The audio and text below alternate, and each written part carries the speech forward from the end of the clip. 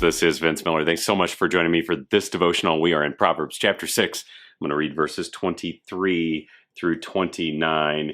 Here's what Solomon says next. For the commandment is a lamp, and the teaching a light, and the reproofs of discipline are the way of life, to preserve you from the evil woman, from the smooth tongue of the adulteress.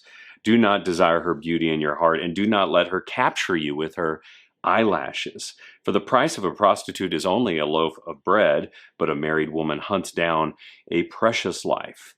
Can a man carry a fire next to his chest and his clothes not be burned? Or can one walk on hot coals and his feet not be scorched?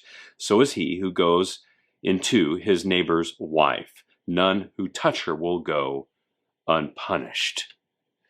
Wow, these are powerful words here from Solomon to his son. But Solomon now reveals the commandment that he was alluding to in our last devotional. And this is vital information for his son. This is not some attempt to demonize or demean any woman. The focus of the proverb is the protection of his son.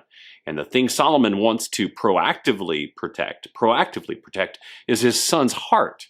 This is because Solomon knows the unseen affections of his son will be the hardest thing that he's ever going to train. Often, our desires are trained by life's mistakes.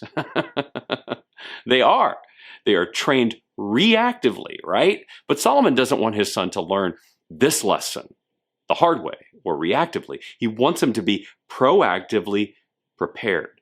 So he tells his son these 5 essential things. Number 1, you're going to have strong sexual desires.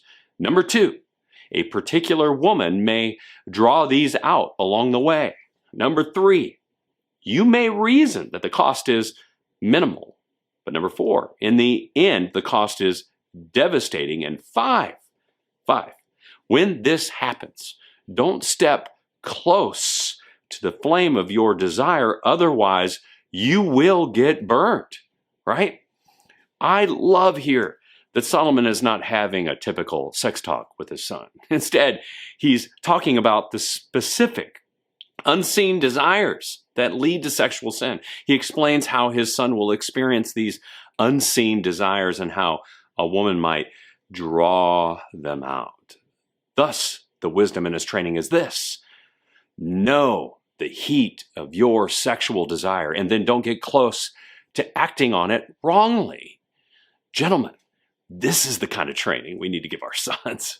Training not just about right and wrong sexual behaviors and the effects of these behaviors, but about knowing and taming the heat of our unique sexual desires. It is a challenging discussion, is it not? But isn't it wiser to prepare the son you love before he falls into sexual sin? Solomon thinks so, and he was pretty wise.